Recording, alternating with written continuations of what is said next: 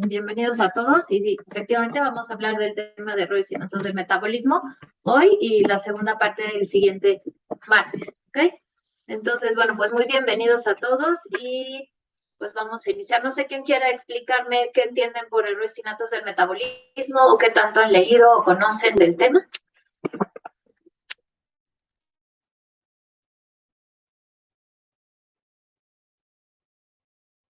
Con idea de qué vamos a hablar.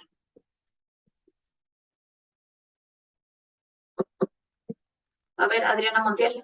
Que son, bueno, O bueno, a ver, Rodrigo y luego Adriana. era pues un trastorno en el cual no se podía convertir el alimento pues vamos a decirlo así, no se puede aprovechar bien la energía de manera adecuada. Ese es un tipo de trastornos, puede ser, ¿qué otro? ¿Qué otra También definición? A ver, Alejandra Suba. también ocurre cuando hay deficiencia en, por ejemplo, enzimas o receptores. Ajá. Entonces ya llevamos que puede ser un problema en la utilización de la energía. Alejandra nos dice que puede ser un tema en relación a las enzimas, receptores. ¿Quién tiene otra idea? Cuando hay un error innato del metabolismo. Pongan que no leyeron nada, pero nada más escuchando un poco. Además es un tema que está como muy de boga porque hay algo de tratamiento que podemos ofrecer, entonces sí está muy en el día a día de los médicos. No sé quién ya rotó por pediatría o llegó pediatría. Algunos adultos también tienen errores innatos del metabolismo. Si lo quisiéramos todo englobar en todo.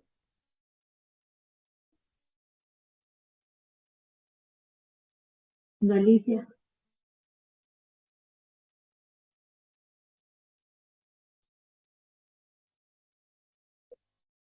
O su Pues amor.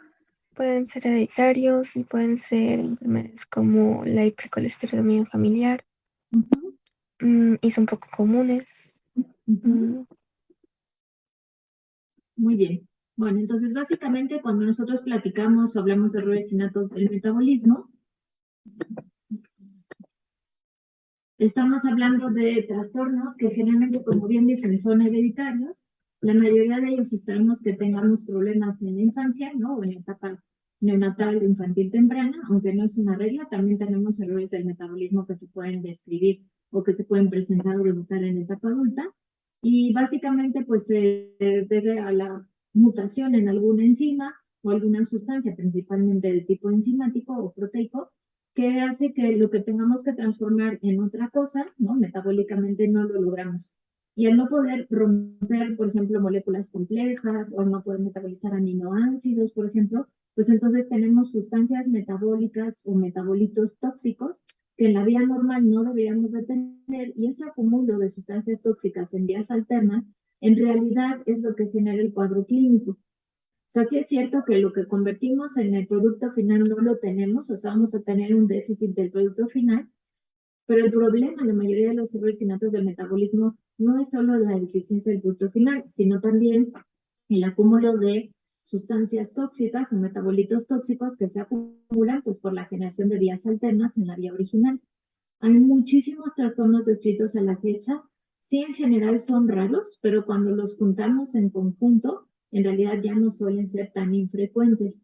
El tema con los errores innatos del metabolismo es que no muchos lo tenemos en el radar como una propuesta diagnóstica y por lo tanto muchos de ellos son subdiagnosticados, cada vez menos, ¿no? Porque en pregrado, pues yo, mi genética llega, no soy genetista, entonces en pregrado cada vez vemos más temas de genética, vemos más temas de errores innatos del metabolismo y eso, la idea un poco de estas clases, a lo que entiendo, es abrirles el panorama general, ¿no? Pensar que existen, si bien no van a salir con todos los puntos y comas tal cual de cada error, sí se llevan una idea muy general de qué se trata y como bien dice el título, ¿no? Tiene que ver algo con el metabolismo. El concepto fue descrito desde el siglo XX por Garrod, que fue un médico que se dedicó muchos años de su vida a describir trastornos metabólicos, y él describió el cuadro clínico de algunos errores del metabolismo que les debe de sonar, por lo menos el albinismo, ¿no? Entonces, la cistinuria, la captonuria, la pentosuria, el albinismo, fenilcetonuria, todos ese tipo de enfermedades metabólicas se describieron pues hace un siglo, ¿no? Y bueno, son relativamente frecuentes. Y como bien ven aquí, ¿no? Las vías metabólicas alternas son las que generan muchas veces el cuadro clínico. El problema con estos errores o estas enfermedades es que tienen un alto grado de heterogeneidad genética. Eso quiere decir, a ver qué es heterogeneidad genética, a ver si ya, esa parte creo que ya la pasaron, de descripciones de forma de herencia. Entonces, cuando yo digo que una enfermedad tiene un alto grado de heterogeneidad genética, ¿qué quiere decir?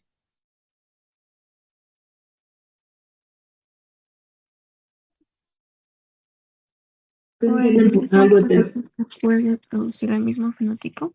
Exacto. Entonces, diferentes procesos o diferentes enfermedades que pueden producir un fenotipo muy parecido. Y por lo tanto, no solamente es fenotípico, sino también bioquímicamente. No es lo mismo una deficiencia completa, una deficiencia parcial enzimática, pero como está en la misma vía metabólica, el cuadro clínico va a ser muy similar. A lo mejor con menor o mayor gravedad, pero el cuadro clínico es muy parecido. La importancia de que ustedes en pregrado se lleven algo de conceptos de errores innatos del metabolismo es que hasta el 30% de los pacientes van a morir antes de los 10 años de vida. Por lo tanto, pues sí, sí resulta interesante, aunque si bien no es muy común, pues sí resulta interesante el conocer que son entidades que ponen en peligro la vida de los pacientes y que en algunos casos simplemente con quitar el metabolito tóxico o evitar que se vaya a la vía alterna, salvamos la vida del paciente. Entonces resulta interesante e importante como un tema de salud diagnosticarlos tempranamente. Hasta el 70-80% de los errores innatos del metabolismo como en conjunto involucran a más de un sistema. ¿Qué otras enfermedades recuerdan ustedes a esta altura del semestre de lo que han llevado de genética que pueden involucrar más de un sistema u órgano? Que de hecho es uno de los criterios diagnósticos para este tipo de enfermedades. ¿Qué otras enfermedades conocen ustedes que involucren más de un órgano o sistema?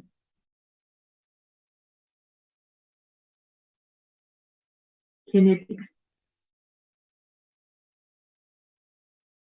Hablan de enfermedades mitocondriales. Sí.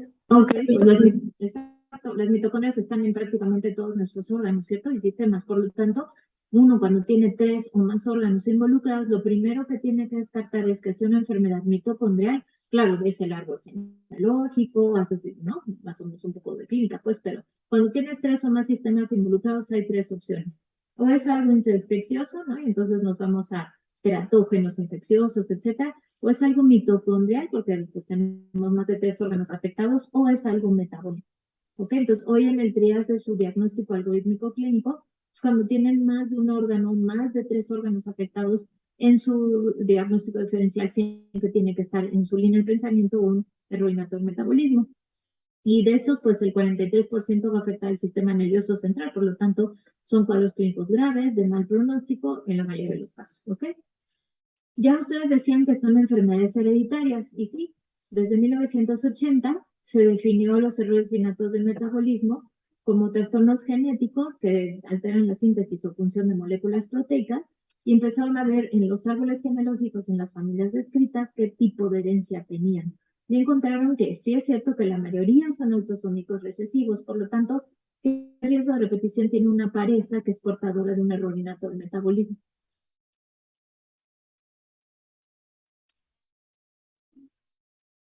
Sí, es recesivo.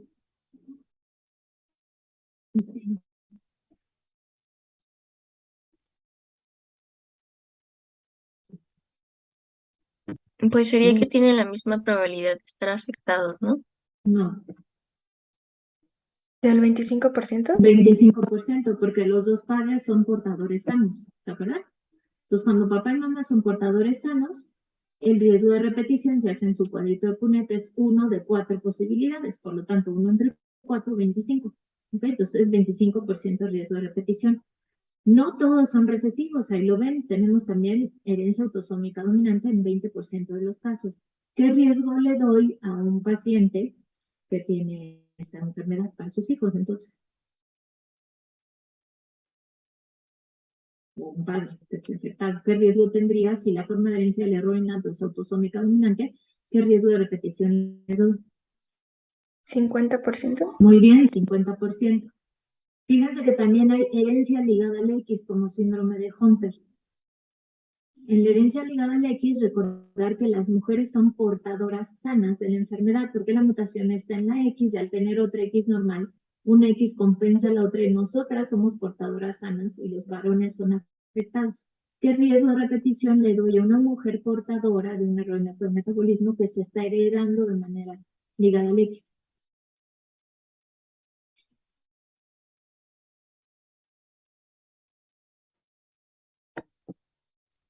Cassandra.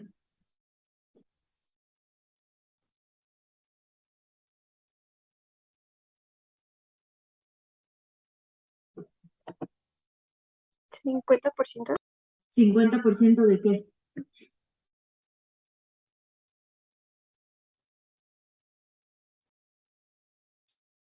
Porque entonces, ¿cuál sería la diferencia con autosómica dominante si el riesgo es el mismo? 50% de estar sano y 50% de estar enfermo. ¿Varón o mujer o quién? Mujer. No. Las mujeres están Sí, enfermas en varón. herencia.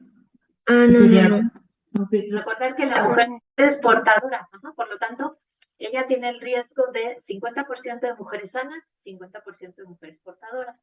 Ese es el 100%, ¿no? Ahora, del 100% de sus varones, 50% estarían enfermos y 50% estarían sanos. Entonces, sí es cierto que el riesgo en herencia ligada al X es del 50%, pero hay que especificar, porque en ligada al X sí me interesa si es hombre o si es mujer. Porque si es mujer, será portadora sana. Si, hay mujeres afectadas, pero sería muy raro. Pero lo normal o lo típico sería que la mujer fuera portadora sana y que el varón estuviera afectado. En la herencia ligada al X en errores innatos del metabolismo, sí me interesan las hermanas de un paciente varón, porque ellas tienen riesgo de repetición. Cuando la herencia es autosómica recesiva, los hermanos no me importan los papás, que son portadores sanos. ¿Ok? Entonces, para entender los riesgos de repetición, pues hay que recordar las formas de herencia, etcétera, para que ustedes puedan dar el asesoramiento, ¿no? Entonces, esa parte de las formas de herencia sí se la tienen que saber muy bien y comprender para ustedes poder explicar. Y el 8% también podemos ver con herencia mitocondrial. ¿Quién me describe cómo sería la herencia mitocondrial entonces? Jerry, por ejemplo.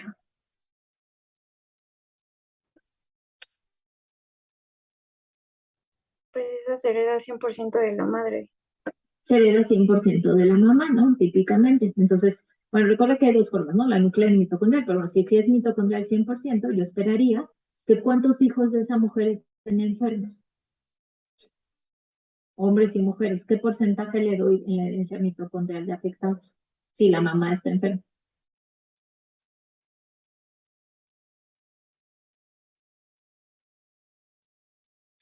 ¿El 100%? El 100%, aunque el grado de afección no va a ser siempre igual, ¿no? Porque recuerden que las mitocondrias tienen heteroplasmia y yo no sé cuántas mitocondrias sanas le toquen o no a cada hijo, pues, ¿no? Entonces puede haber cierta variabilidad, pero el 100% va a tener alteración. Entonces, bueno, sí tienen que repasar los tipos de herencia para que ustedes puedan dar asesoramiento, si no, pues no van a poder explicarles esa repetición. Ok, ya nos decían ustedes que lo que recuerdan vagamente es que el problema puede estar en una proteína, el problema puede estar en una enzima, el problema también puede estar en un transportador o un modificador post-transcripcional de la expresión génica y tomar en cuenta que no solamente en ocasiones tenemos falla en un gen que produce una enzima y esta vez a su vez de un fenotipo peculiar, sino que también podemos tener cotransportadoras, enzimas chaperonas, proteínas, etcétera, afectadas. Básicamente lo que ocurre es que típicamente tenemos una deficiencia en la enzima que tiene que convertir una sustancia en otra y vamos a tener, por lo tanto, deficiencia en el producto final. Y lo más importante que se tienen que llevar hoy es que el cuadro clínico en los errores innatos del metabolismo está dado por los metabolitos tóxicos que yo tengo por vías alternas en la vía normal. Entonces, si yo tengo galactosemia, el problema no es que yo no tenga glucosa al final o la deficiencia de galactosa monofosfato uridinotransferasa. El problema es que tengo galactitol y el galactitol se deposita en el cristalino y el paciente tiene cataratas. Pero las cataratas no están dadas por la ausencia de glucosa. Las cataratas están dadas por el acúmulo de galactitol que estoy acumulando porque no puedo convertir un sustrato en otra cosa, ¿no? Entonces, se comporta como un río en una presa, ¿no? O sea, llega a cierto nivel de agua, se abre la compuerta, pasa el agua. Si esa compuerta, que es la enzima, yo no la puedo mover, ¿Qué va a pasar con el agua del río? Se va a desbordar y me inunda una población que yo no tenía que tener inundada, y a la población a la que le tengo que dar el agua tampoco le llega porque no abrí la compuerta. Entonces, básicamente, de una manera muy, muy simple, eso es lo que está ocurriendo. En conjunto, bueno, más bien, de manera individual, parecen ser muy raros. Ustedes leen las incidencias y dicen, no, bueno, deficiencia de biotinidasa, uno en 350,000 en la vida, voy a ver uno, ¿no? O sea, sería como muy raro. Sí es cierto que de manera individual son muy raros, pero cuando juntamos como equipo completito en toda una bolsa todos los errores y métodos de metabolismo, perdón, descritos a la fecha, más o menos la incidencia anda en 1 en 500 a 1 en 2500. ¿Cuál es la incidencia en México de síndrome de Down, por ejemplo? Ya la han de haber visto también con cromosomopatías. ¿Qué incidencia tiene? Su incidencia es más o menos en nuestro país en 650. Todos hemos visto un paciente con síndrome de Down en la consulta, en la calle, ¿no? Es como frecuente. Si yo aquí les digo que hay errores con una incidencia Doctora, casi no se le escucha. No sé si hay nadie más. No, como que se escucha un poquito lejos. A partir de incidencia de Down ya no le escuchamos mucho. A ver si hay nadie más. No, doctora, se sigue escuchando muy lejos. Supongo que así sí me escucho.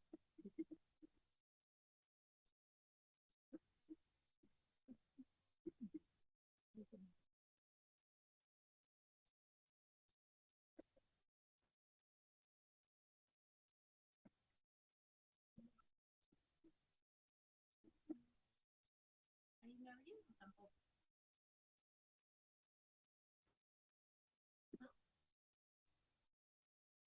No, no se le escucha, doctora.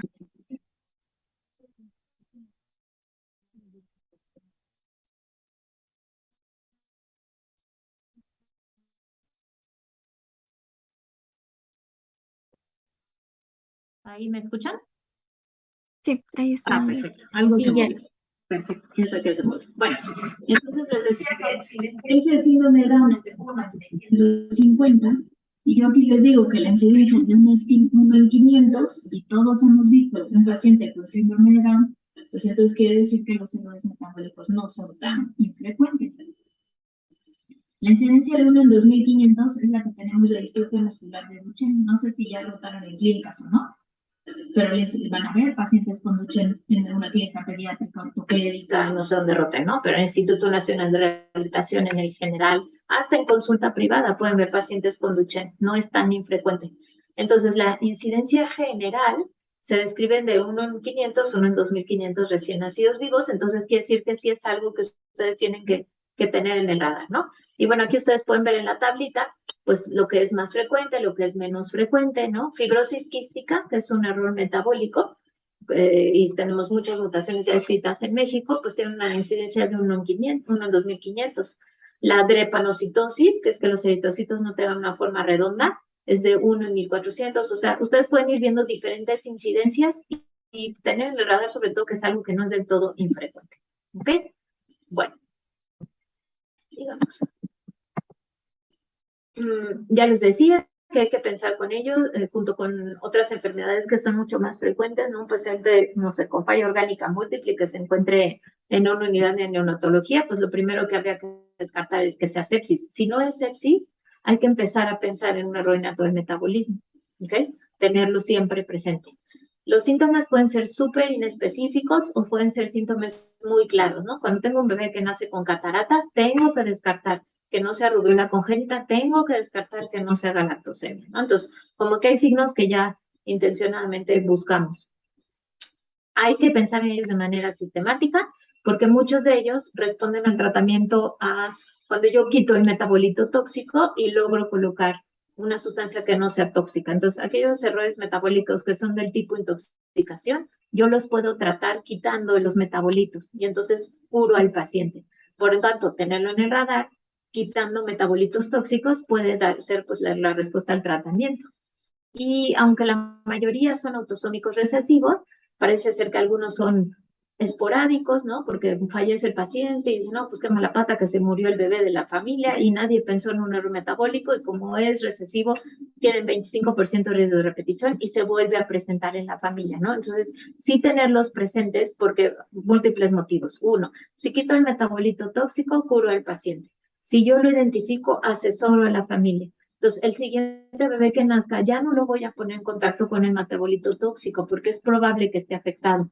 Y bueno, no sé si ven en el curso diagnóstico prenatal o no, pero también podemos prenatalmente hacer estudios genéticos y determinar si está uno enfermo ese bebé y por lo tanto no lo voy a someter a la vía metabólica alterna, ¿ok?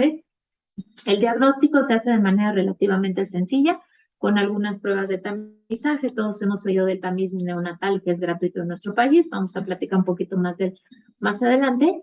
Y vale la pena quitar de la alimentación los aminoácidos, quitar las sustancias que sospechamos que están siendo tóxicas al paciente como manera emergente, aunque no tengas del todo el diagnóstico preciso. O sea, más vale quitar los aminoácidos y que esté 2-3 días sin aminoácidos a continuar lactando a un bebé que seguimos intoxicando sin querer porque no hemos hecho el diagnóstico completo. Hay muchas clasificaciones de los errores innatos del metabolismo. La que a mí me parece más sencilla es esta y es la que les voy a explicar porque como que podemos encuadrar muy bien los tres tipos que tenemos. Entonces, el grupo 1 en general son desórdenes que se engloban en desórdenes que nos dejan o nos generan una intoxicación. Entonces, ahorita vamos a ver ustedes cómo se los imaginan que el cuadro clínico sería, ¿no? Cuando yo digo que es un desorden que genera intoxicación, ¿qué creen que pasa en el paciente?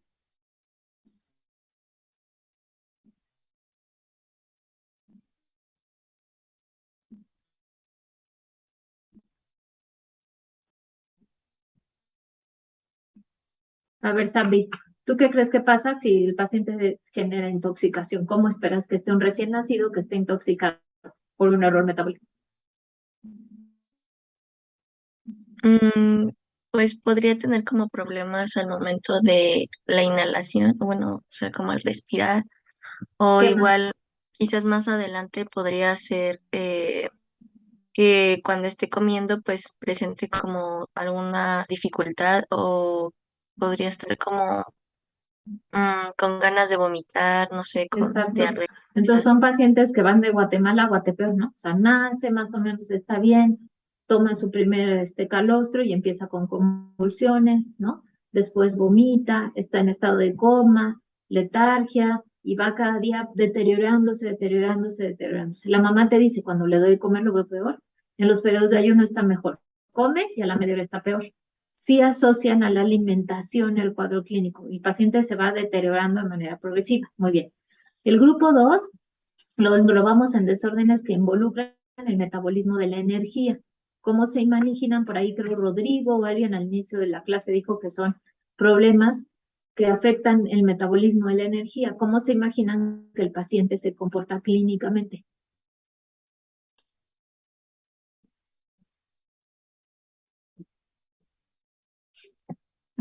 Con debilidad. Con debilidad, claro. Entonces el paciente hace ejercicio, está peor. Se sienta, descansa, recupera. Vuelve a querer hacer ejercicio, tiene debilidad. Descansa y recupera. Hasta dice como que agarra un segundo aire, doctora.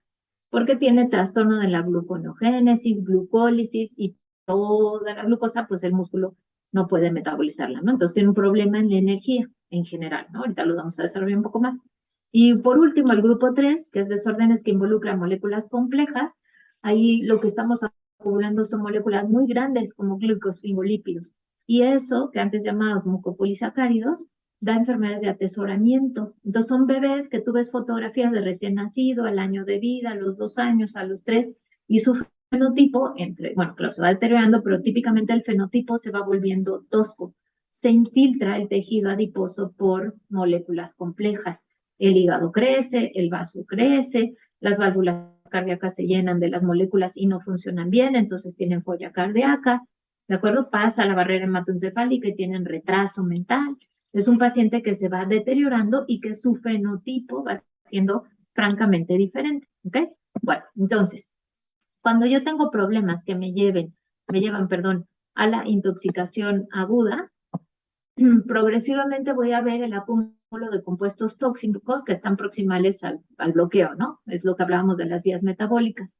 Típicamente, ahí vemos a todos los problemas con aminoácidos que llamamos aminoacidemias.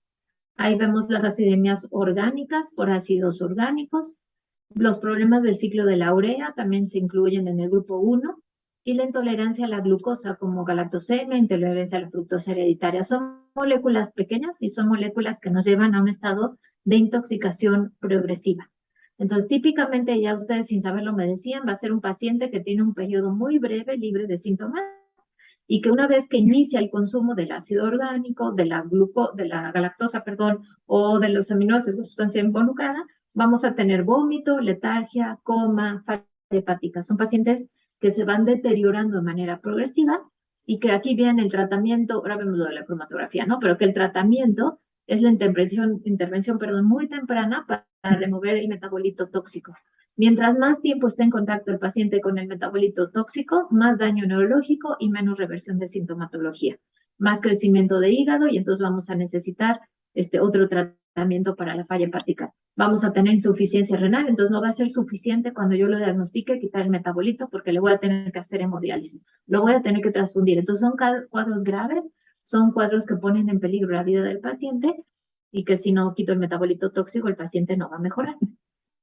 En el grupo 2, ustedes ya nos decían, como Rodrigo nos decía, que es un problema en el metabolismo o la producción de la energía. Y la energía, pues, la vemos reflejada en problemas hepáticos, problemas de corazón, problemas de músculo, problemas cerebrales. Los pacientes típicamente presentan hipoglucemia y los pacientes tienen, pues, problema en la gluconeogénesis, podemos tener incremento en ácido láctico, son pacientes que hacen mioglobinuria, pues tienen un periodo de fatiga, orinan de color café, hacen falla renal por la mioglobinuria, tienen problemas en la cadena respiratoria, entonces todo su metabolismo respiratorio está afectado a nivel celular. Son pacientes que tienen cuadros graves, sobre todo cuando tienen que estar utilizando energía en cualquiera de estos órganos.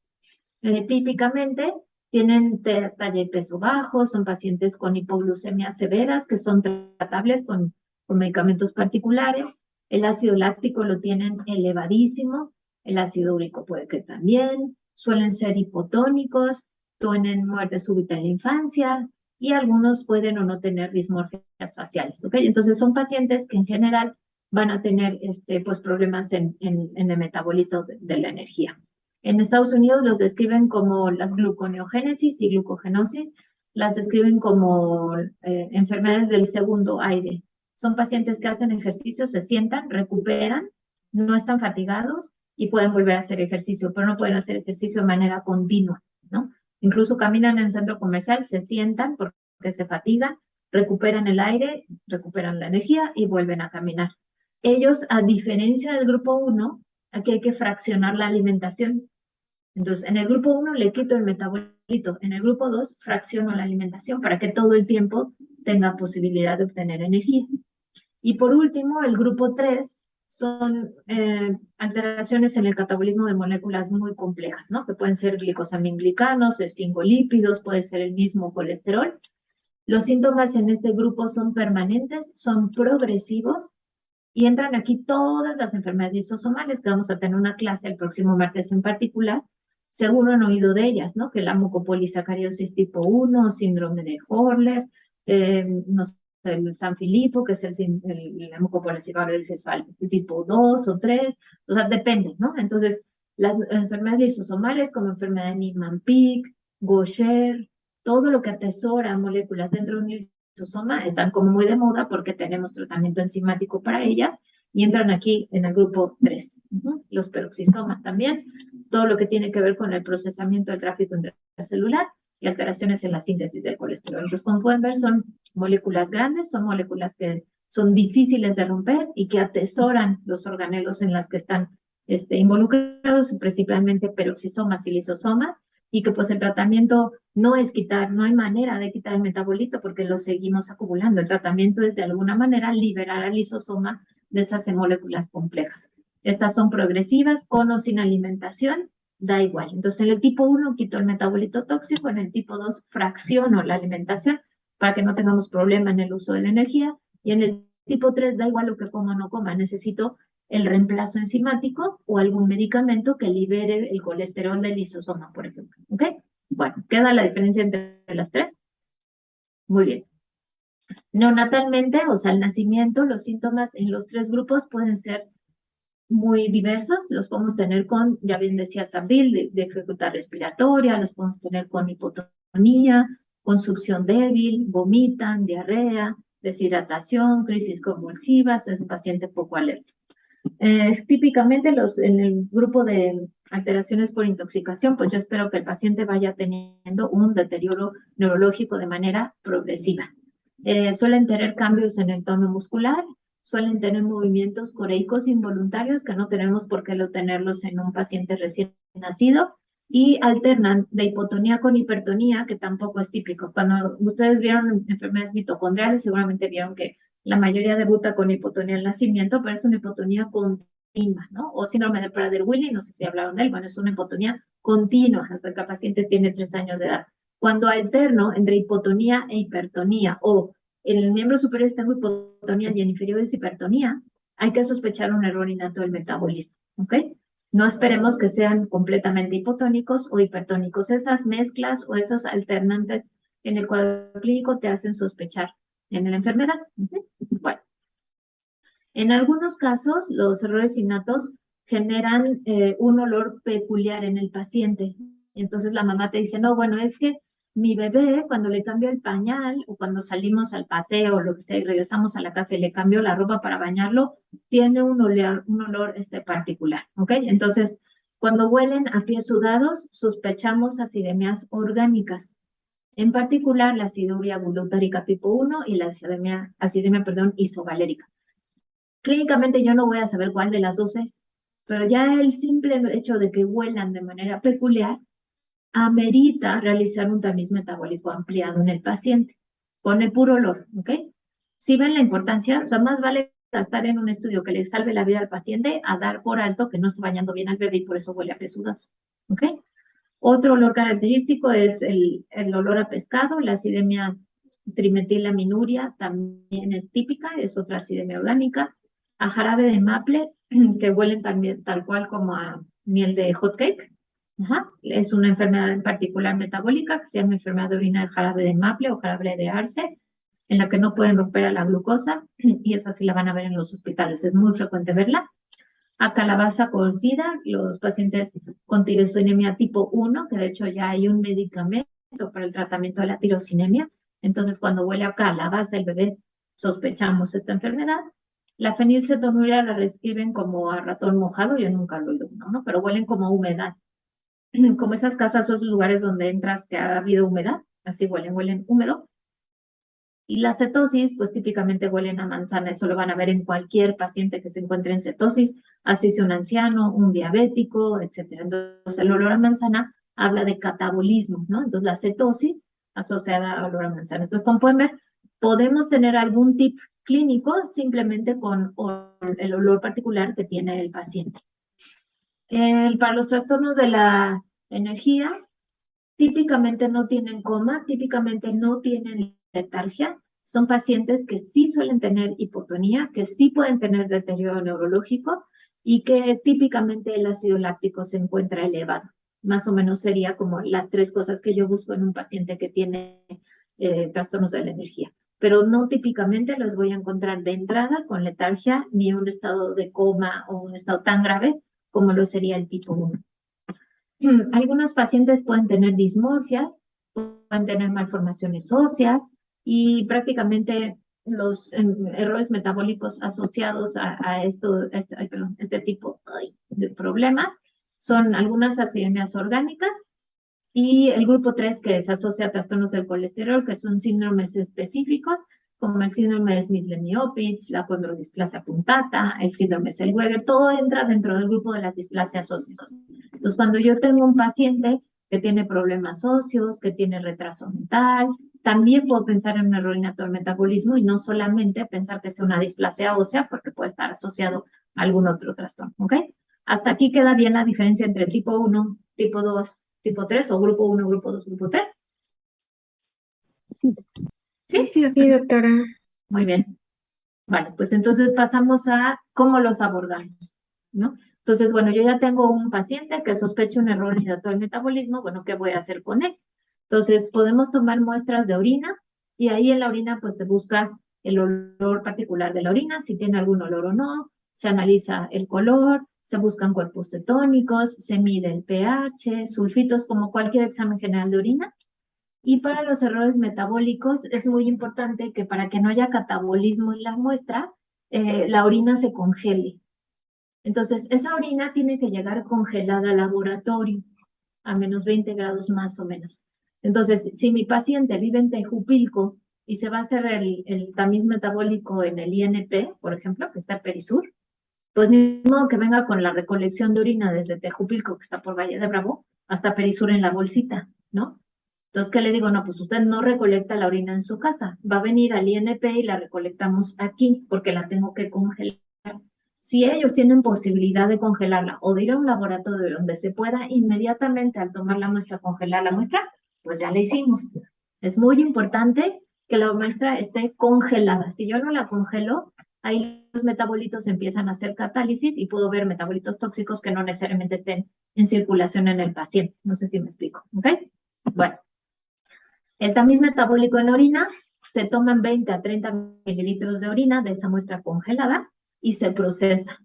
Algo muy importante, sobre todo para diagnosticar el grupo 1, es que el paciente no debe de ir en ayuno. Yo veo que en los laboratorios les encanta ponernos en ayunos para todo.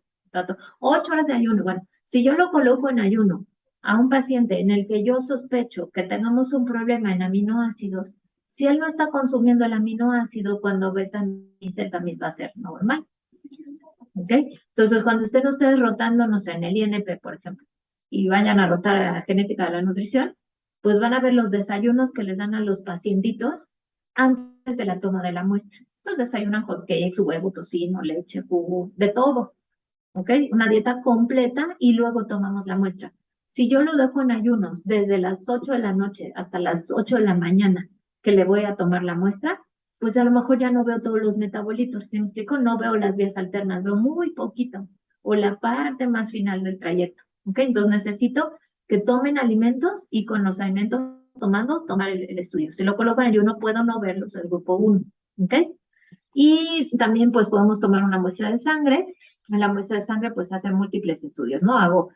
Puedo hacer una gasometría, puedo medir el ion gap, puedo determinar la glucosa, veo cuánto ácido láctico, cuánto ácido pirúrico tengo, ácidos grasos libres, etcétera. Y bueno, se toma una muestra en un tubo heparinizado y además del botón de sangre puedo también trabajar con el plasma que también se congela y también puedo hacer estudios metabólicos en vivo. El papel filtro resulta una herramienta muy útil. Podemos tomar una muestra. Típicamente, bueno, el papel filtro se usa para transportar la muestra de sangre a cualquier laboratorio y de ahí pueden extraer DNA y hacer el estudio que quieran. En la fotografía que ustedes aquí ven, es un tamiz metabólico neonatal.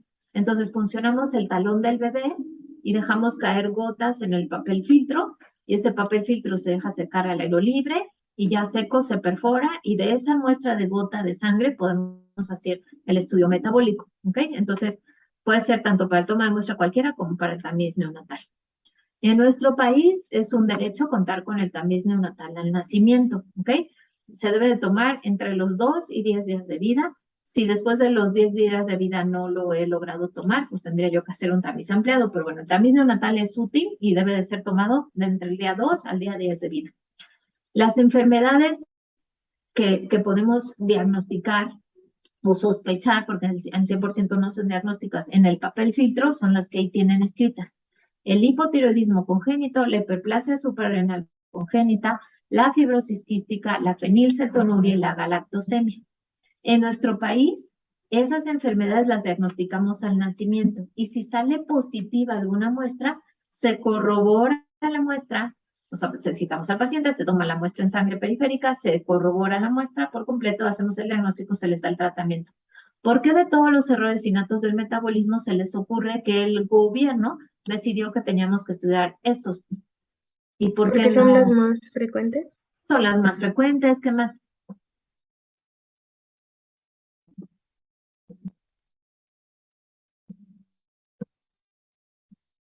Ya vieron diferenciación sexual, me imagino. ¿O no vieron nada de diferenciación sexual para hiperplasia suprarrenal congénita? ¿Saben qué le pasa al paciente o no? Ah, no, no lo hemos visto. Bueno, a ver, el hipotiroidismo congénito, a todos nos queda claro que el hipotiroidismo congénito genera retraso mental si no lo trato, ¿cierto?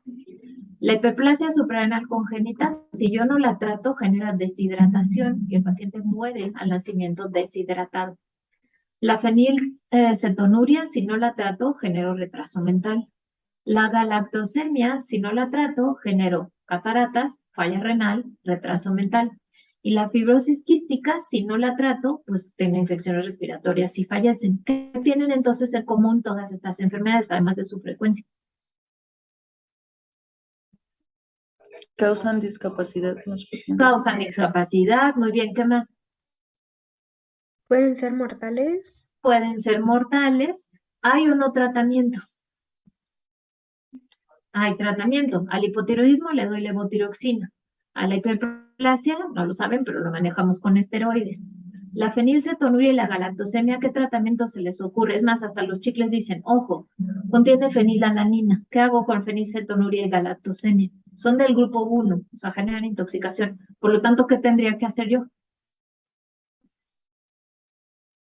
Evitar que consuman los que tienen, bueno, los alimentos que tengan fenilalalanina. Exactamente, evitar que consuman los aminoácidos, ¿no? Entonces no consumen galactosa, no consumen fenilalanina. Y la fibrosis quística, pues yo la diagnostico en nacimiento, esto lo manejo con antibióticos, hay terapia génica, le busco su mutación y es prevenible. Entonces, son frecuentes, tenemos a nuestro alcance tratamiento en nuestro país y dado que dan discapacidad y la muerte en algunos casos, puedo yo prevenirla de manera adecuada. Por eso se eligieron estas enfermedades en nuestro país. Un tiempo estuvo suspendido, actualmente está nuevamente reactivado y todos los pacientes que nacen en México tienen derecho a realizarse un tamiz neonatal. Ojo, el tamiz neonatal es con la sangre de toma de talón o de cordón umbilical al nacimiento en papel filtro. Y otra, bueno, aquí la tienen, la van a hacer en sus centros de salud o cuando vayan a su servicio social, porque la tienen que hacer en todos los pacientes que ustedes atiendan. Y otra forma de tamiz que es más completo es el tamiz metabólico ampliado. Ese cuesta como 2,700 pesos, no nos lo regala nadie. ¿Ok? El tamiz metabólico ampliado, como bien lo dice, es un tamiz mucho más amplio, es mucho más completo, incluye el análisis tanto de sangre como de orina y podemos determinar en ese estudio aminoácidos, podemos determinar ácidos orgánicos y acilcarnitinas. ¿A qué tipo de enfermedades está dirigida, por lo tanto, el tamiz metabólico ampliado? ¿Al grupo 1, al grupo 2 o al grupo 3?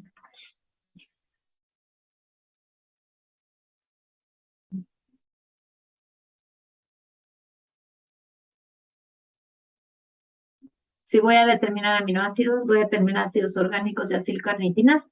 ¿Estoy hablando de un grupo 1, del grupo 2 o grupo 3? No. El grupo 3 son moléculas Grupo complejas. 2. Puede ser el grupo 2 o el grupo 1. ¿Ok? Entonces, cualquiera de los dos, grupo 1 o grupo 2. El grupo 3 no nos sirve porque no determino glicosaminglicanos. Bueno, si yo lo quiero, lo tengo que pedir específicamente. Bueno, ¿qué abordajes en general hacemos con ellos? Cuando de plano el paciente ya está súper grave y nadie sabe qué tiene, podemos hacer punción lumbar y correr un tamiz metabólico en líquido cefalorraquídeo. Se les puede hacer ecocardiograma, electrocardiograma, ultrasonidos, podemos hacer autopsias, el caso del paciente falleció, tamices, y es muy importante tener una cronografía fotográfica del paciente desde que es pequeño hasta que llega con nosotros en consulta. ¿A qué tipo de padecimientos metabólicos le pedirían las fotografías? ¿Al grupo 1, al grupo 2 o al grupo 3? Al grupo 2. Al grupo 3. Al grupo 3, ¿ok? ¿Por qué? Porque son trastornos progresivos de atesoramiento donde el fenotipo va a irse complicando y lo voy a ver muy diferente a los 5 años de edad que lo que eran los 4 meses a los 2 o al nacimiento, ¿ok?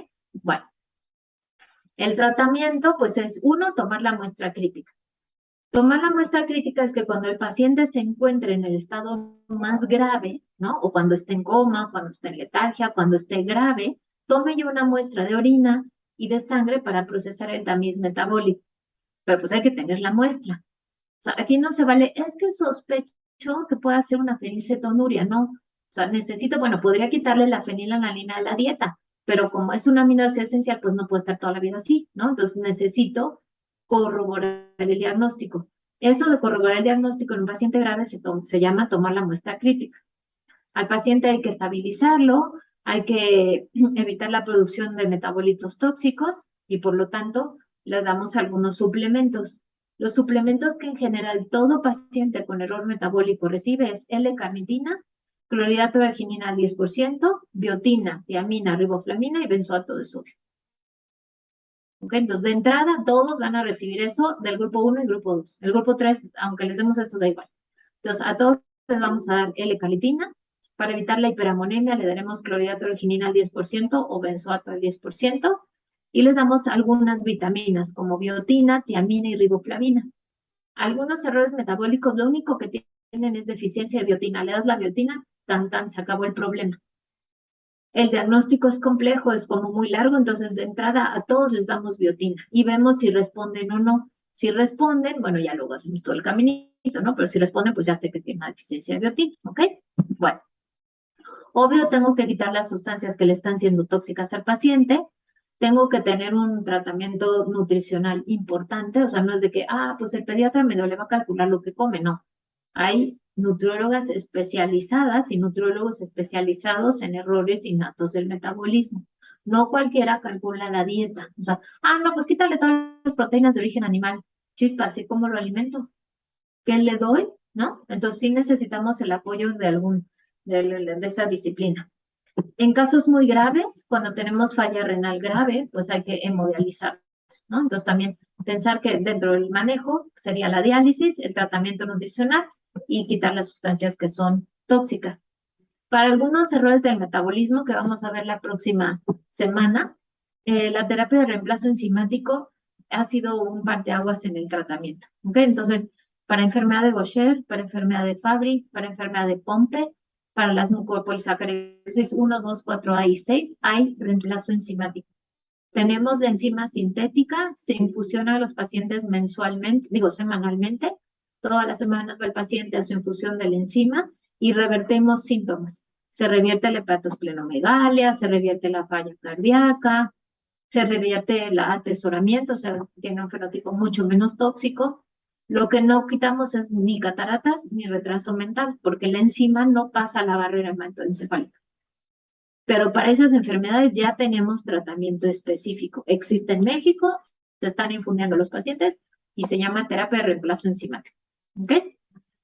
Otro tipo de terapia que también tenemos en México se llama terapia de inhibición del sustrato y es en particular para la tirosinemia tipo 1. Nitocinina o algo así, la doctora Melania, de hecho, tiene un grupo de pacientes con tirosinemia tipo 1 en tratamiento con el medicamento. ¿Okay? Sí, es una realidad que existe en nuestro país.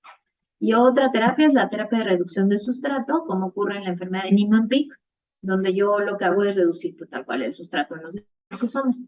Para todas estas enfermedades que ven ustedes aquí, las van a ver en atención clínica, las van a ver en su servicio social, en su internado, en hospitales en los que roten en pediatría, medicina interna. Y en México tenemos la opción de dar el tratamiento. Es costoso, pero hay forma de darlo. ¿Ok? Entonces no crean que se tienen que ir a Alemania, Estados Unidos, no. En nuestro país ya lo podemos adquirir.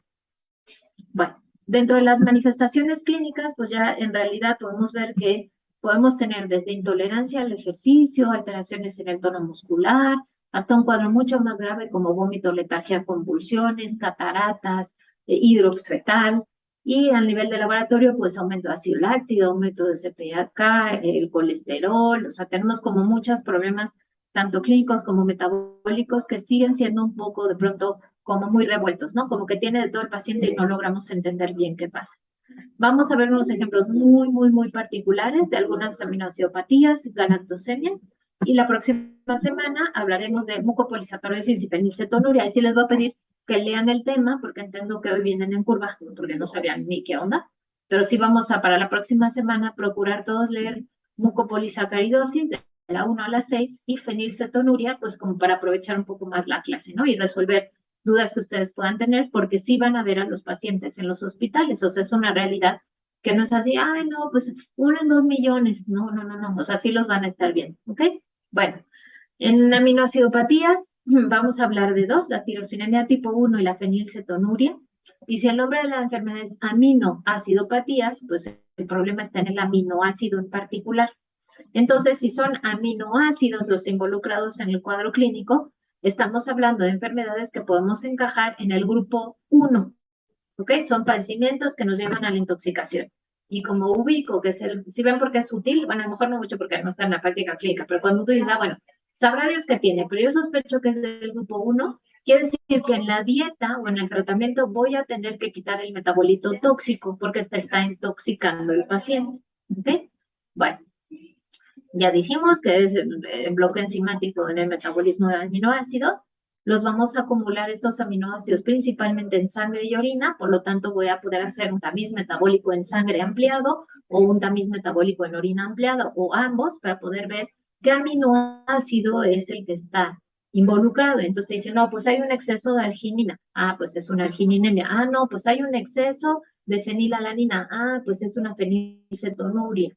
Hay un exceso de tirosina. Ah, es una tirosinemia. ¿Ok? Entonces, en el tamiz ampliado, que son hojas y hojas y hojas y hojas, como cualquier resultado de laboratorio, te dice lo que está en rango y lo que está fuera de rango. Y el que está fuera de rango, pues es el aminoácido involucrada en la vía metabólica que tenemos aquí alterada.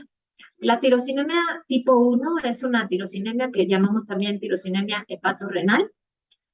Típicamente es una enfermedad con una forma de herencia autosómica recesiva. Otra vez, papá y mamá portadores sanos que tienen un riesgo de repetición del 25% para sus hijos. Entonces, es importante diagnosticarla, sí, porque si yo no les explico que tienen riesgo de repetición, viene el segundo bebé, viene el tercer bebé, viene el cuarto bebé con tirosinemia. ¿De acuerdo?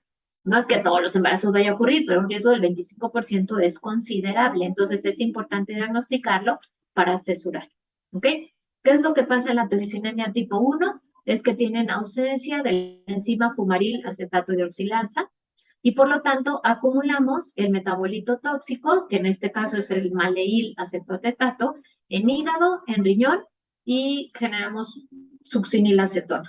Y la succinilacetona es el metabolito que nos va a echar a perder los órganos en los que se esté acumulando. Y si llamamos que es una tirosinemia tipo 1 en su forma hepatorrenal, pues ¿qué órganos creen que estén afectados? Pues el hígado y los riñones. Y entonces serán pacientes que si yo no trato, van a ir a falla hepática grave y van a ir a falla renal grave, que ya no voy a poder corregir ni con hemodiálisis ni con nada, ¿ok? Entonces, en la tirosinemia tipo 1, el metabolito tóxico es la succinilacetona y se acumula en hígado y riñones. De ahí el término de hepatorrenal. Es una aminoacidopatía, la diagnostica por un tamiz metabólico en sangre y orina, y lo que veo es pues el acúmulo de tirosina. ¿De acuerdo? Bueno, este es nada más para recordar cómo se metaboliza, la tirosina. ¿Voy a tener un exceso? Pues sí, porque no la voy a poder estar convirtiendo y por lo tanto también voy a tener un exceso o deficiencia de metionina durante la vía metabólica. ¿Ok? Bueno, aquí lo tienen para que vean cómo en esta misma vía metabólica termino también con alpacaptonuria, dependiendo que esté faltando, ¿no? Estamos aquí arriba. El paciente va a oler a calabaza, el paciente tiene falla renal, el paciente tiene falla hepática, algunos retraso mental, y bueno, básicamente el succinilacetato es lo que nos pone en problemas metabólicos. Tienen dificultad para la alimentación, tienen vómito, tienen talla baja, si ven, es típicamente un paciente del grupo 1. Supongamos que no sé qué tiene, pero si el paciente está irritable, no se alimenta bien, tiene vómito, está en coma, tiene falla hepática, el hígado está crecido, está edematizado porque tiene falla renal, pues sospecho una tirosinemia. Claro, ahorita así en el cuadro es como muy fácil pensarlo, ¿no? Cuando ya tienes 20,000 cosas que pensar en el cuadro clínico del paciente, pero si tú tienes falla hepática, falla renal y problema del tipo de intoxicación, pues puedes pensar en una tirosinemia hepatorrenal. Típicamente, pues sus enzimas hepáticas se encuentran elevadas y tienen bajo fosfato porque tienen hipofunción de los túbulos renales y por lo tanto eso explica un poco la talla baja, ¿ok? Como por acidosis. Bueno, hay formas agudas, hay formas crónicas. La forma aguda pues genera sangrado, hipoglucemia, el paciente tiene fiebre, y está muy mal, en estado de coma. Y la presentación crónica, que es un poco más alargado el cuadro clínico, pues tienen hepatomegalia, tienen talla baja, tienen disfunción tubular renal y tienen raquitismo hipofosfatémico. Entonces tienen incurvamiento típico de tibia y peroné y a veces incluso de fémur hacia afuera, ¿no? Como el raquitismo. De pronto se confunde con raquitismo hipofosfatémico. Entonces, esta enfermedad metabólica también va a afectar en algunos casos los huesos. El cuento no termina solo en la muerte del paciente, ¿no? Algunos pacientes fallecen por su falla renal o falla hepática, pero también pueden tener cáncer hepatorrenal. Entonces, pues se vuelve de pronto también una urgencia médica el poder diagnosticarlo para quitar el succinilacetato, que es el metabolito tóxico que está generando todo este desastre, ¿de acuerdo? Pueden tener polineuropatía, pueden tener falla respiratoria. Entonces, como pueden ver, es un cuadro clínico grave de un paciente que se encuentra en un estado casi comatoso con falla renal, falla hepática y problemas en algunos casos óseos, ¿ok?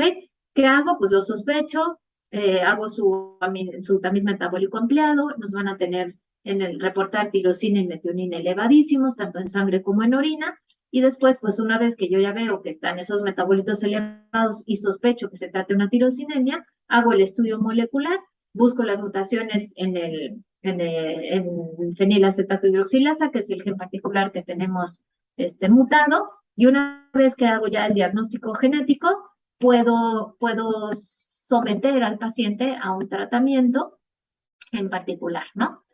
Entonces, bueno, obvio hago el tamiz metabólico, ¿de acuerdo? ¿Dudas hasta aquí? Bueno, otras acidemias orgánicas serían la acidemia propiónica y la metilmalónica. Y bueno, tenemos ahí muchas áreas del metabolismo, afectadas. No tienen que como tal sabérselos, ¿no? Pero sí tomar en cuenta que pues otra vez estamos en el grupo 1, ¿no? Es un paciente que va a tener presentación aguda, que va a tener coma, que va a tener convulsiones, que va a estar letárgico, que está hipotónico y se hereda igual que la tirosinemia tipo 1 de manera autosómica recesiva, ¿ok? Tienen una alta mortalidad y son súper tóxicas. Una vez que se hace el diagnóstico de manera tardía, el daño neurológico es severísimo. No podemos ofrecer como mucho cambio a nivel neuronal. Entonces, si yo tardo en diagnosticar una acidemia orgánica, el daño neurológico que va a tener el paciente es súper grave, ¿ok? Y irreversible. Aunque yo quite el ácido orgánico en exceso, no voy a poder revertir el daño neurológico que tenemos. Se diagnostican típicamente por tamiz ampliado y pues no hay otra más que sospecharlo clínicamente. ¿Y cómo lo sospechamos clínicamente? Pues igual, un paciente que está en convulsiones, que está en coma, que está letárgico, que está hipotónico, que come y está peor que como estaba antes, ¿no? El cuadro como común de sospecha.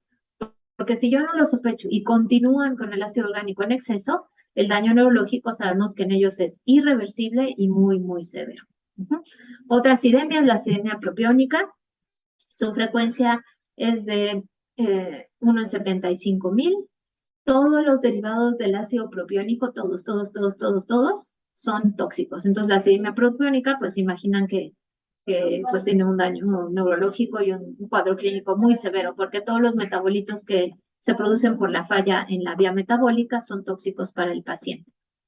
Y bueno, aquí lo tienen. El problema está en propiónico enzima A. No tenemos esa enzima. Al no tener propiónico enzima A, elevamos el amonio, elevamos el lactato, y pues pasa como un paciente en cirrosis, ¿no? Que tiene amonio y lactato elevado, es súper tóxico, el paciente está en coma, tienen un muy mal pronóstico con una mortalidad muy elevada, y bueno, todos los metabolitos tóxicos son los que generan el problema, ¿no? Y tienen energía baja y por lo tanto estarán hipotónicos. Y aquí ven el cuadro clínico, ¿no? Pues entonces tienen un cuadro que además de tener lo típico del grupo 1, también los tenemos con trombocitopenia, con anticuerpos bajos, con hipoglucemia, ¿no? Son cuadros como muy, muy severos. El diagnóstico es cuando tenemos varios ácidos orgánicos elevados, principalmente el 3-hidroxipropionato y metilcitrato. No se los tienen que saber, lo van a ver en el tamiz. O sea, lo que necesito que quede claro es sobre todo la sospecha clínica, ¿ok? Que cuando ustedes ven un paciente que está en estas condiciones, soliciten un tamiz ampliado y una vez que tienen ya el reporte, busquen qué vía metabólica puede ser la que está afectada y pidan ayuda a genética de la nutrición, pues como para hacer el plan de tratamiento y acción en el paciente, ¿ok? En esta sí hay que actuar rápidamente. tenemos que quitar todas las proteínas naturales de la dieta porque todos tienen a los aminoácidos precursores del propiónico enzima A. Entonces les damos carnitina y intentamos con eso derivarlos, quitar los metabolitos tóxicos, ¿ok? Entonces todos estos aminoácidos que ustedes aquí ven y el colesterol, algunos ácidos grasos, favorecen la formación de los metabolitos tóxicos en este tipo de acidosis. Entonces es importante diagnosticarla, actuar rápidamente y restringir todas las proteínas naturales de la dieta. Como si necesitamos algunos aminoácidos esenciales para que las células sobrevivan, sí quitamos las proteínas y les damos a los pacientes fórmulas sintéticas que son súper caras y bueno, se dan en algunos institutos de manera gratuita o a un costo bajo, en donde sí damos una dieta que pueda ser nutritiva, que no contenga los aminoácidos precursores del ácido propiónico y eliminamos todos los productos tóxicos dándole siempre carnitina al paciente, ¿ok?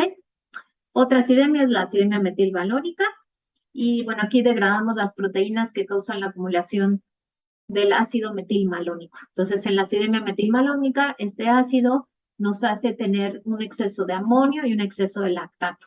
Y entonces, pues tenemos exactamente igual que en las otras acidemias orgánicas, pacientes que tienen vómito, que tienen hipotonía, que tienen letargia y que tienen un cuadro neurológico severo. También la metilmalónica lleva a la vía común del ácido propiónico y pues no tenemos propiónico encima tampoco, entonces se vuelve un cuadro muy grave, al igual que en la anterior, ¿no? De la acidemia, en la acidemia propiónica.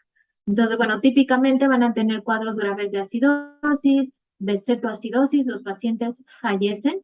Entonces, también la muerte de un familiar recién nacido que tiene un cuadro de letargia, de acidosis, de coma, de crisis convulsivas, de hipotonía severa, pues es importante, ¿no? Porque puede ser que tengamos un tema similar de una acidemia orgánica y habría que, pues, solicitar una autopsia o escarbar un poco más en el cuadro clínico como para saber qué está ocurriendo con el paciente.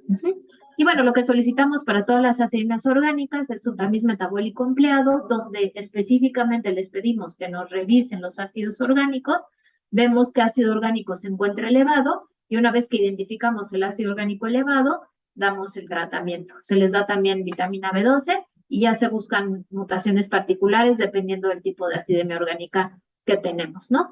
Les damos vitamina B12, les quitamos las proteínas naturales de la dieta y se le dan fórmulas especiales particulares y se les da carnitina.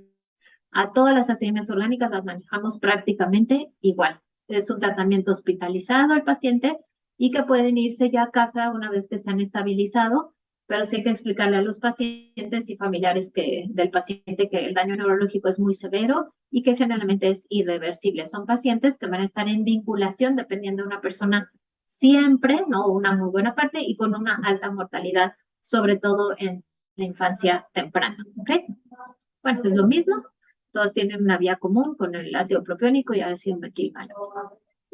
Y por último vamos a hablar de algo también relativamente frecuente, que son los efectos del ciclo de la urea.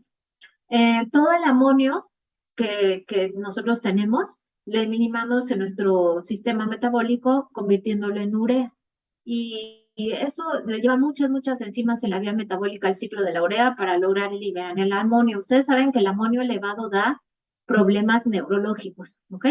Una hiperamonemia en un adulto incluso lo pone somnoliento, con psicosis, ¿ok? Entonces necesitamos, pasa por ejemplo en pacientes con alcoholismo crónico o con falla hepática, ¿ok? Entonces necesitamos eliminar el amonio y lo logramos eliminar convirtiéndolo en urea.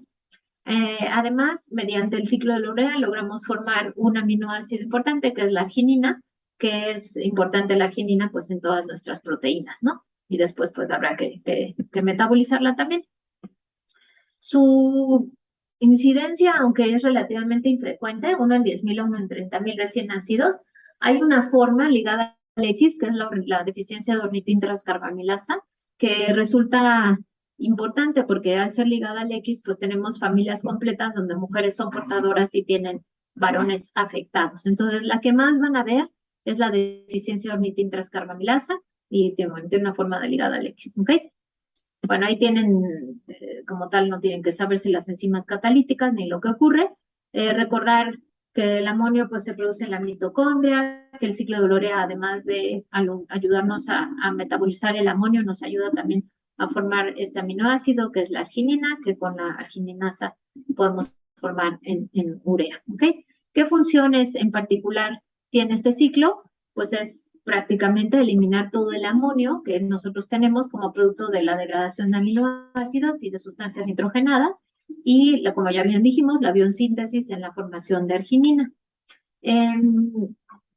Básicamente lo que pasa en los problemas entonces del ciclo de la urea es que por algún motivo tenemos un exceso de amonio porque no podemos convertirlo en urea, o una deficiencia en arginina, depende en qué parte del ciclo estemos.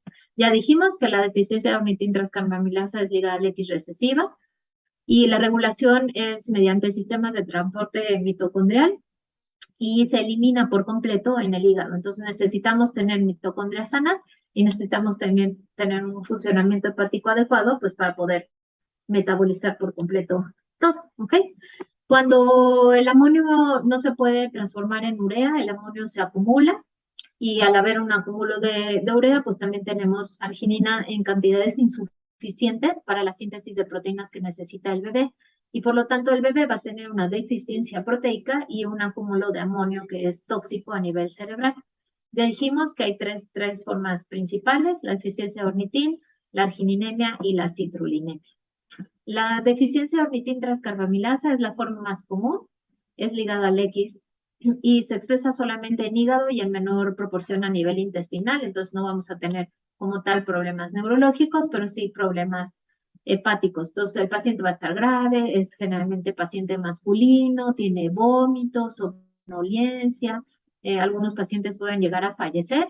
Y ojo que es ligada al X recesiva, ya dijimos que mujeres portadoras sanas pueden tener varones afectados, y eso incluye a las hermanas del varón que tiene la deficiencia de ornitintranscarbamilasa. La mayoría de los pacientes tienen retraso mental severo con secuelas severísimas, y algunas mujeres portadoras pueden o no ser sintomáticas y las pescamos por determinación de amonio en sangre. Entonces, ante la sospecha, necesitamos tomar muestras de amonio en la mamá y en las hermanas, y las que tengan hiperamonemia y talla baja, pues son sospechosas de portadoras de la mutación en ornitintranscarbamilasa, y por lo tanto, pues se les asesora y se le maneja desde el nacimiento al paciente el tratamiento.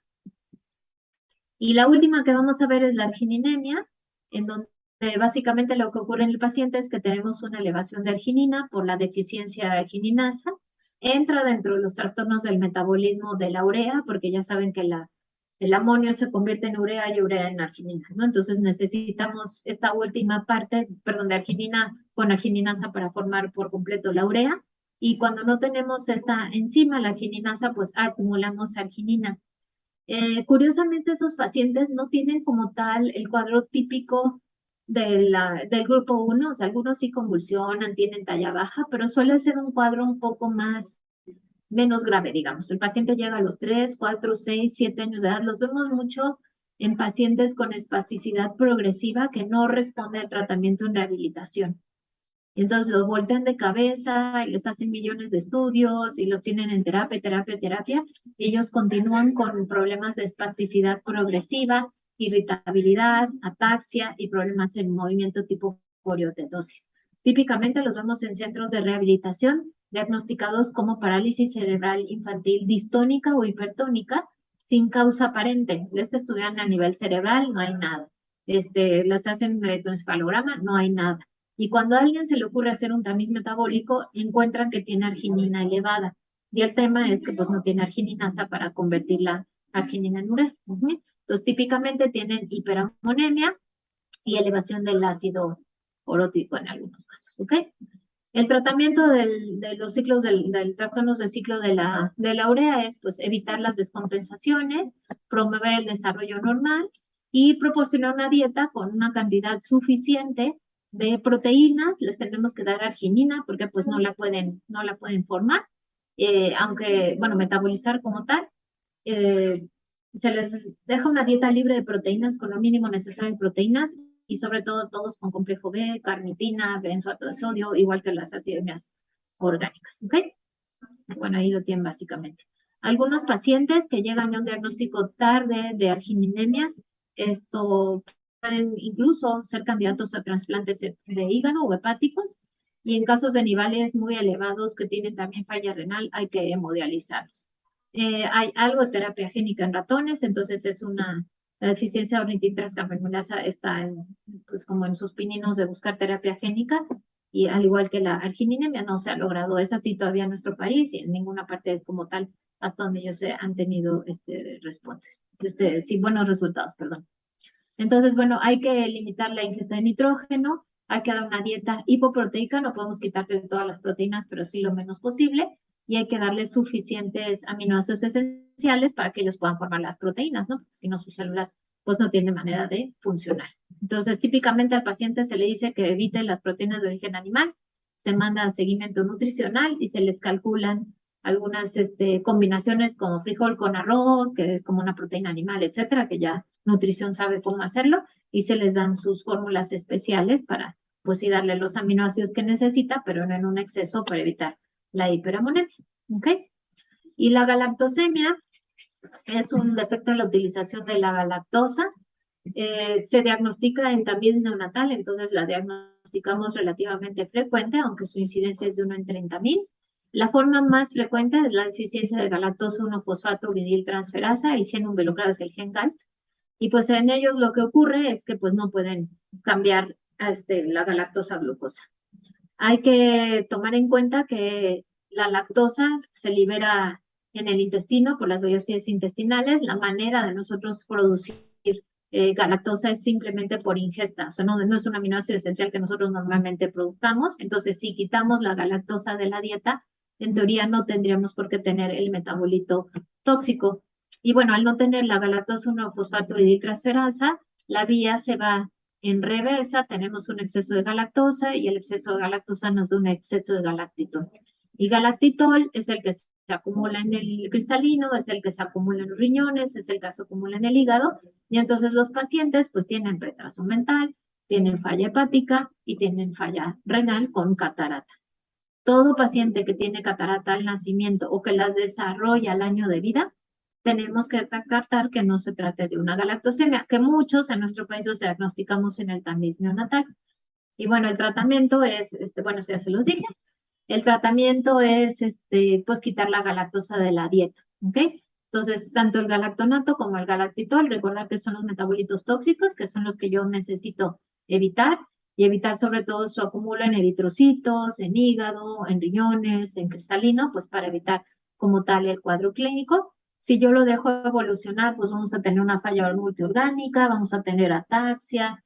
En las mujeres hay falla ovárica prematura, problemas visoespaciales, temblores distales, dispraxias, ¿no? Es un cuadro neurológico junto con las cataratas, junto con falla ovárica prematura. En cuanto a la falla ovárica prematura, algo curioso es que niñas que se diagnostican por tamiz neonatal y que les quitamos la galactosa de la dieta, aún sin galactosa, aunque se hayan diagnosticado muy tempranamente, tienen falla ovárica prematura. No sabemos por qué. ¿Okay? Entonces, aunque les quitemos la galactosa al nacimiento, tenemos en todos los pacientes con mutaciones en el gen GALT, en las mujeres, falla ovárica prematura. Y bueno, lo hacemos el diagnóstico, se puede hacer el estudio molecular, se puede hacer un estudio metabólico en orina, un tamiz metabólico empleado, y hay muchísimas mutaciones descritas a la fecha. Como tal, no hay terapia génica ni nada que se pueda ofrecer como de ese tipo, sino simplemente quitar la galactosa de la dieta, ¿ok? Y bueno, les damos fórmulas pues que no tengan leche, ¿no? O sea, ya sea de soya, fórmulas especiales sin galactosa, que tengan los requerimientos nutricionales que tiene el bebé, sin que caigamos en el problema de acumular galactosa en circulación, ¿ok? Y creo que ya. Bueno, ahí tienen cómo pueden tratarla, ¿no? ¿Qué leguminosas, cuántos tienen, qué tanto tienen de lactosa o no, qué se elimina, qué se recomienda? Y esto es básicamente lo que hace una nutróloga, ¿no? Un nutriólogo que nos ayudan a llevar de la mano el tratamiento nutricional de estos pacientes, ¿ok? Bueno, ¿dudas hasta aquí? Me da la impresión que no leyeron nada, no sé si soy yo o es...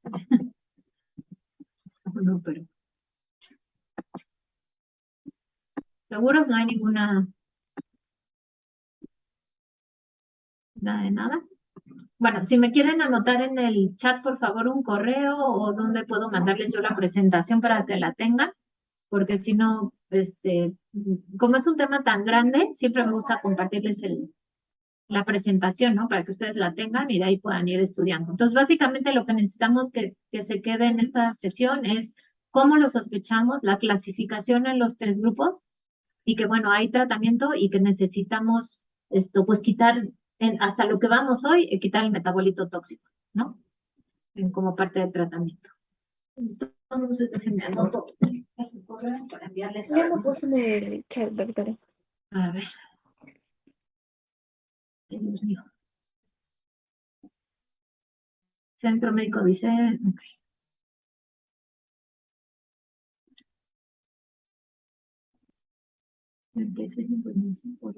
Bueno, entonces les envío